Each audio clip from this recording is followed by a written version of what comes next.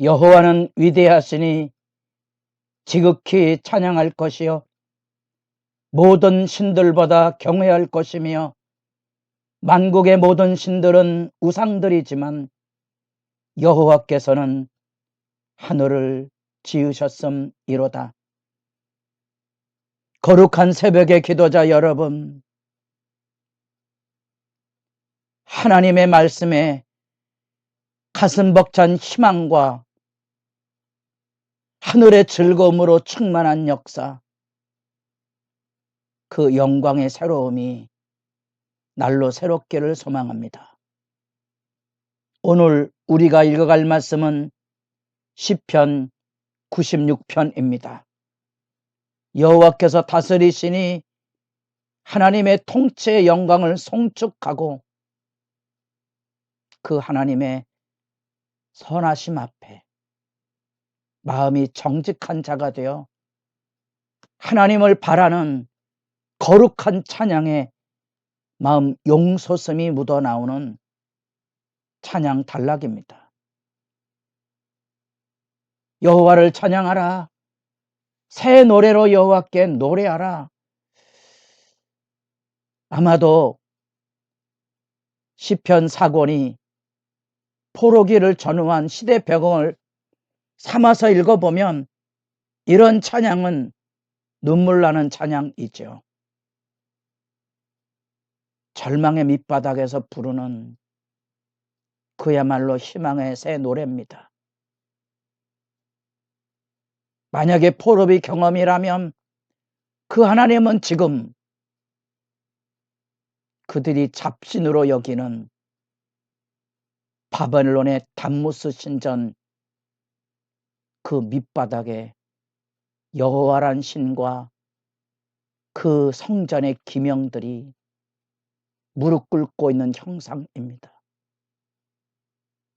받아들이기 어려운 역사 현실 앞에 무너지지 않는 신앙의 열정이 여기에 있는 겁니다. 여기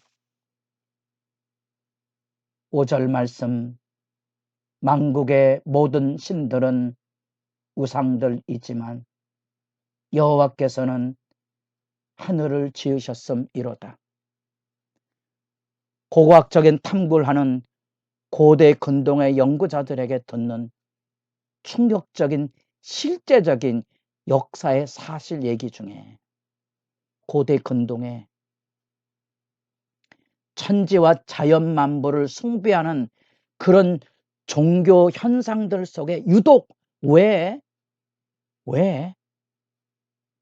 수메르나 중근동 지방에 나타나지 않았던 유일하고도 독특한 이 이스라엘 땅에 히브리인들이 가지고 있는 신앙체계는 유일하게 천지 만물을 여호와가 지으셨다는 신앙을 가졌다는 겁니다. 어디서 왔는지 의문이지요.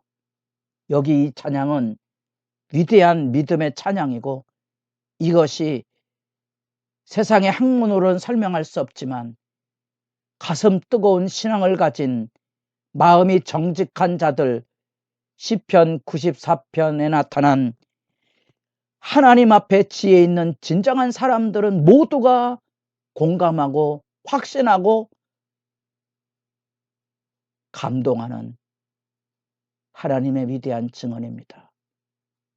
예수 안에서 하나님의 영광을 경험한 사람들은 잊을 수 없는 평생의 은총을 기억합니다. 삶의 고단함 속에 우리의 믿음이 무너질 수는 있어도 그 믿음 안에 담겨진 여호와와 예수의 영광은 부인하기 어려운 거지요. 그런 점에서 여기 새 노래에 담겨져 있는 하나님이 천지를 창조하셨다는 것은 위대한 증언입니다. 그분이 통치하시고 그분은 13절 땅을 심판하러 임하시되 그가 공의로 세계를 심판하시며 그의 진실하심으로 백성을 심판하시로다. 선악간에 심판하시되 하나님의 그 크신 은혜로 자기 백성을 붙들어 주실 것에 대한 위대한 소망이 여기 담겨져 있고, 더 놀라운 사실은 어쩌면 포로로 끌려온 포로기라면 자기 주제들이나 알지, 포로로 끌려온 주제, 담무스 신전에 끌려와 있는 이 잡신으로 알려지고 이해되는 수모를 겪고 있는 여호와 앞에 온 땅 열방이 예배하러 오라고 초청하는 것은, 이건 지금 무슨 상황입니까? 요즘 젊은 세대의 표현으로 이게 웬 시츄에이션입니까? 여러분들에게 감격이 있기를 원합니다.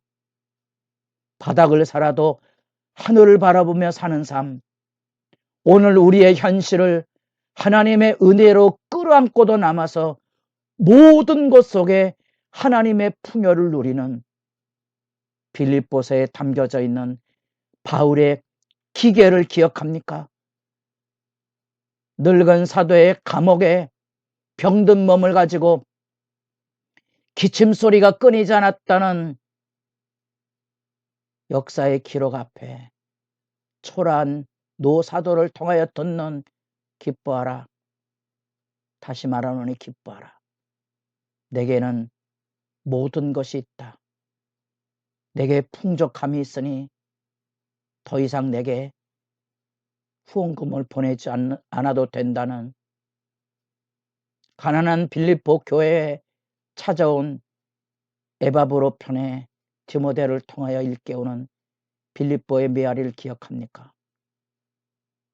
하나님의 위대하심을 여러분 앞에 다시 확인하고, 여러분도 만왕의 왕이시고 만주의 주가 되신 하나님의 영광 앞에 기도하며, 나는 하나님의 사람이라는 가슴 벅찬, 나는 하나님의 아들이라는 눈물 쏟아지는 영광의 증언이 이 기도 시간에 묻어나올 수 있기를 바랍니다.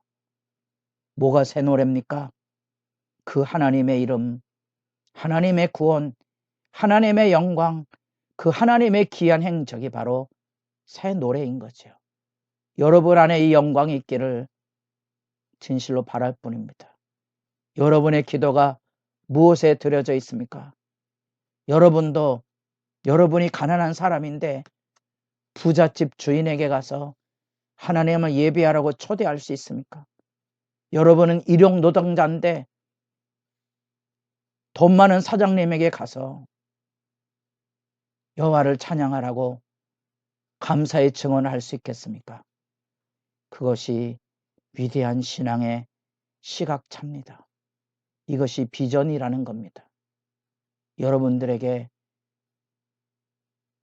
예수님께서 이 땅에 하나님으로, 그러나 그 하나님이 종의 형체, 사람의 모습으로 찾아오셔서 세상에 가장 천하고 수치스러운 십자가까지 짊어지셨다는 사실, 그 십자가에서 부활의 영광을 봅니까? 하나님의 사랑을 만납니까?